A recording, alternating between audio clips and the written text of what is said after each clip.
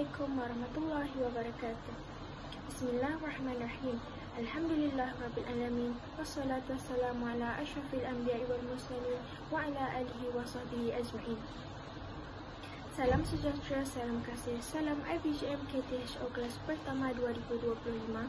Salam IPGM peneraju bertaraf dunia dan salam Malaysia Madani. Yang dihormati Puan Farida binti Nadim, iaitu pensyarah bagi kod BMMB 1074, iaitu kursus Sejarah Perkembangan Bahasa Melayu. Tuan-puan serta rakan-rakan yang saya hormati sekalian. Pada hari ini saya akan menerangkan kepada anda semua mengenai sejarah perkembangan tulisan bahasa Melayu dan zaman pra-merdeka dan zaman pasca merdeka serta cabaran dan masa depan bahasa Melayu itu sendiri. Sejarah perkembangan tulisan bahasa Melayu terbahagi kepada 4, iaitu sistem tulisan Palava, sistem tulisan Kawi, sistem tulisan Jawi dan sistem ejaan Sabah. Sejarah perkembangan tulisan bahasa Melayu dimulai dengan sistem tulisan Palava. Tulisan Palava berasal dari India. Tulisan ini dibawa oleh orang Hindu semasa mereka tiba di kawasan-kawasan Melayu seperti Sriwijaya dan Palembang. Tulisan ini banyak menerima pengaruh bahasa Sanskrit yang ketika itu menjadi bahasa pentadbiran dan ilmu pengetahuan. Penyebaran tulisan dalam bahasa Hindu hanya terhad kepada golongan istana sahaja kerana tiada kemudahan asas untuk mengajar rakyat biasa membaca dan menulis. Penemuan terawal tulisan Palava adalah pada tiang batu persembahan iaitu Yupa di daerah Marakaman, iaitu pertemuan di antara Sungai Mahakam dengan Kedang Kepala. Yupa disumpahi oleh pekerja topografi Belanda dalam tahun 1879. Kini, Yupa disimpan di Museum Nasional Jakarta. Sistem tulisan Kawi merupakan sistem tulisan yang terawal di Kepulauan Melayu sejak abad ke-8. Sistem tulisan ini diasaskan oleh orang Jawa, maka sistem tulisan ini juga dikenali sebagai tulisan Jawa dan ketika itu juga orang Jawa menutur dengan menggunakan bahasa Kawi. Aksara ini juga digunakan untuk menulis bahasa Sanskrit serta bentuk-bentuk kuno bahasa Jawa, Sunda dan Melayu. Nama Kawi diambil daripada perkataan Sanskrit bererti penyajak atau penyair. Perkembangan sistem tulisan Kawi. Tulisan Kawi diperkembangkan dari satu tulisan iaitu Palava dan digunakan untuk menulis bahasa Sanskrit dan Jawa kuno. Tulisan Kawi ialah tulisan yang mementingkan suku kata berbanding huruf. Aksara Kawi memiliki sekitar 47 huruf. Terdapat beberapa huruf yang bentuk dan fungsinya kurang dikenal pasti. Setiap huruf menggambarkan sebuah suku kata dengan vokal yang dapat diubah dengan penggunaan tanda baca. Orang Melayu kuno kebiasaannya menulis tulisan Kawi di atas kulit-kulit kayu, kepingan-kepingan logam dan batu-batu bersurat. Seterusnya sistem tulisan Jawi. Perkembangan sistem Jawi bermula apabila ketibaan pedagang-pedagang Islam khususnya yang datang dari Parsi dan beberapa kawasan Timur Tengah. Penggunaan tulisan Jawi merupakan faktor utama yang memangkin kebangkitan bahasa Melayu sebagai serantau di samping penyebaran agama Islam. Orang Melayu memandang tinggi tulisan Jawi kerana tulisan Jawi diibaratkan gerbang kepada pemahaman Islam dan Al-Quran. Tulisan Jawi digunakan secara meluas di negeri-negeri Kesultanan Melaka, Johor, Brunei, Sulu, Patani, Aceh dan Ternate seawal abad ke-15 bertujuan untuk menulis surat menyurat diraja, titah perintah, puisi dan juga kaedah perhubungan sesama saudagar di pelabuhan Melaka. Tulisan Jawi berasal dari skrip Arab yang tersebar luas ke Kepulauan Melayu seiring dengan penyebaran agama Islam. Pada akhir abad ke-8 Hijrah, muncul suatu kuasa iaitu Melaka yang ditadbir oleh anak seorang Raja Palembang yang bernama Parameswara yang kemudiannya memeluk agama Islam dan menukar namanya kepada Sultan Iskandar Shah pada 812 Hijrah. Jelaslah bahawa kedatangan Islam bukan sahaja berupaya mengubah agama dan kepercayaan masyarakat Melayu, tetapi turut memberi pengaruh terhadap budaya yang lain.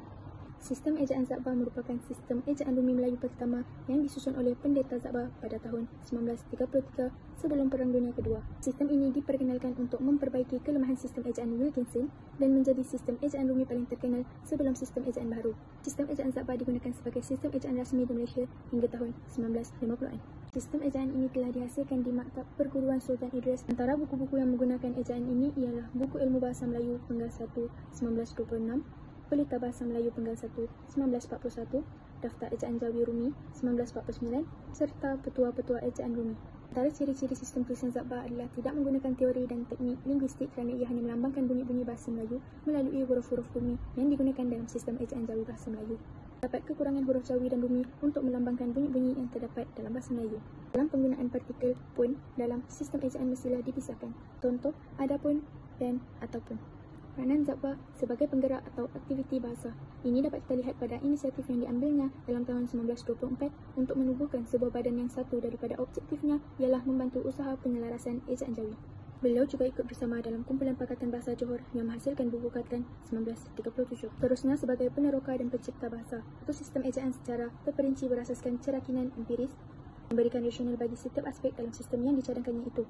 Beliau menghabiskan 20 tahun daripada kerjayanya mengabdikan diri kepada mesinnya itu.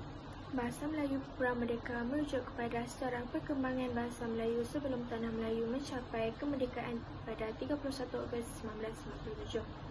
Sebelum mencapai kemerdekaan, Pejabat Karang Mengarang telah ditubuhkan pada 1924 yang terletak di Maktab Perguruan Sultan Idris. Pengasas maktab tersebut ialah Oti Dusek. Zappa dilantik sebagai Ketua Pengarang dan Penterjemah Kanan Pejabat Karang Mengarang, manakala R.O. Winstead dan Oti Dusek menjadi penasihat. Peranan Pejabat Karang Mengarang adalah untuk menghasilkan penerbitan ilmiah dalam bahasa Melayu dan Inggeris serta menambahkan bahan rujukan kepada semua masyarakat. Selain itu, Pakatan Belajar Mengajar Pengetahuan Bahasa telah ditubuhkan pada 1888 di Johor Bahru, Johor.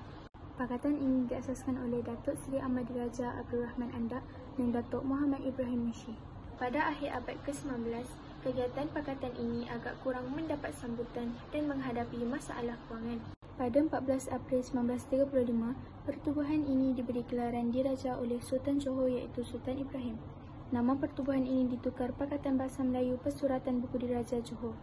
Tujuannya adalah untuk memelihara, memperlengkap dan memodernkan bahasa Melayu. Antara tugas-tugas Pakatan Bahasa Melayu Persuratan Buku Diraja Johor adalah untuk menyeragamkan bahasa Melayu, mencipta perkataan baru, menyediakan daftar kata iaitu gugus kata dan memelihara ejaan Jawi. Angkatan Sastera 50 yang juga dikenali sebagai Asas 50. Asas 50 merupakan pertubuhan sebelum merdeka yang paling besar sumbangannya kepada perancangan dan perkembangan bahasa. Angkatan ini ditubuhkan pada 6 Ogos 1950. Tujuannya adalah untuk mengembangkan bahasa dan kesusasteraan Melayu serta memajukan pendidikan orang Melayu. Persatuan ini dibentuk satu angkatan penulis generasi muda seperti Tongkat Waran, Kerismas, Isamat Ismail dan Masuri. Era selepas merdeka ataupun dipanggil sebagai pasca merdeka bermula pada 31 Ogos 1957 hingga tahun 1967. Akta Dewan Bahasa dan Pustaka 1959. Nama asalnya ialah Balai Pustaka yang ditubuhkan pada tahun 1956. Nama asalnya ialah Balai Pustaka yang ditubuhkan pada tahun 1956 untuk menggerakkan dan memartabatkan bahasa Melayu sebagai bahasa kebangsaan, bahasa rasmi dan juga bahasa ilmu. Pada tahun 1959, satu akta telah diluluskan oleh Parlimen yang dikenali sebagai Ordinan Dewan Bahasa dan Pustaka. Matlamatnya adalah untuk membentuk dan melaksanakan dasar-dasar untuk mencapai matlamat DBP bagi mengembangkan bahasa dan kesusasteraan di Malaysia. Akta Bahasa Kebangsaan 1963/67. Antara seksyen yang terkandung dalam akta tersebut adalah Seksyen 2, Bahasa Kebangsaan digunakan bagi maksud-maksud rasmi. Seksyen 9, Tulisan bagi bahasa kebangsaan. Seksyen 11, Terjemahan borang dalam bahasa Melayu boleh digunakan. Terdapat tokoh bahasa pada zaman pasca merdeka. Antara salah satunya ialah Asmah Haji Omar 1940. Profesor Emeritus Dr. Asmah Haji Omar dilahirkan di Jutra Kedah pada 5 Mac 1940. Beliau merupakan pakar Nahu Bahasa Melayu dan tokoh terkenal dalam bidang perancangan bahasa. Beliau juga pernah menyandang jawatan Dekan Fakulti Bahasa dan Linguistik dan merupakan timbalan naik kansela di Universiti Malaya. Beliau pernah menjadi pengarah dan penyandang pertama kerusi Zappa, Institusi Peradaban Melayu di Universiti Pendidikan Sultan Idris, Tanjung Malian, Perak dari Disember 2001 hingga Ogos 2005. Antara karyanya ialah Nahu Melayu Mutakhir, Perancangan Bahasa dengan rujukan khusus kepada perancangan bahasa Malaysia, Bahasa dan Alam Pemikiran Melayu, Kaedah Nahu dan banyak lagi.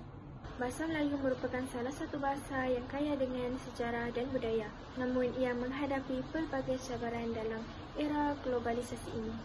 Dalam perbincangan ini, saya akan membincangkan beberapa cabaran yang dihadapi oleh bahasa Melayu serta masa depannya. Salah satu cabaran utama bahasa Melayu adalah pengaruh kuat dalam bahasa Inggeris. Dalam konteks global, bahasa Inggeris mendominasi pelbagai bidang seperti bidang pendidikan, media dan perniagaan. Hal ini menyebabkan generasi muda lebih terdedah kepada penggunaan bahasa Inggeris dan menjadikan mereka kurang mahir dalam penggunaan bahasa ibunda mereka. Misalnya, dalam dunia pendidikan, banyak institusi pengajian tinggi yang menawarkan kursus dalam bahasa Inggeris, mengurangkan peluang pelajar untuk menggunakan dan menguasai bahasa Melayu. Perubahan nilai dan gaya hidup masyarakat juga menyumbang kepada cabaran ini. Dengan arus pemodenan, terdapat kecenderungan untuk mengadopsi elemen budaya luar termasuk bahasa. Pengaruh media massa yang sering menonjolkan budaya asing tanpa disedari mengurangkan penggunaan dan penghargaan terhadap bahasa Melayu. Generasi muda pada masa kini kurang berpengetahuan tentang budaya-budaya yang ada di Malaysia. Selangor yang membawa maksud kata-kata atau ungkapan yang tidak tergolong dalam bahasa baku. Biasanya digunakan dalam percakapan seharian. Selangor atau juga dikenali sebagai bahasa pasar. Dewan Bahasa dan Pustaka membangkitkan kerisauan kerana penggunaan selangor yang tidak terkawal, kurang teratur dan tidak sopan, terutamanya dalam media sosial, akan merendahkan nilai bahasa Melayu itu sendiri. Kesan daripada perkara ini akan menimbulkan kekeliruan sehingga boleh menjejaskan generasi akan datang. Yang paling menyedihkan adalah isu ini bukan hanya melibatkan generasi muda saja, malahan generasi tua juga. Jika kita sebagai rakyat berbangsa Melayu tidak mencegah dan membendung perkara ini, ia akan menyebabkan bahasa Melayu kita rosak dan tidak lagi dipandang tinggi oleh masyarakat luar, serta kesucian bahasa kita juga akan dicemar.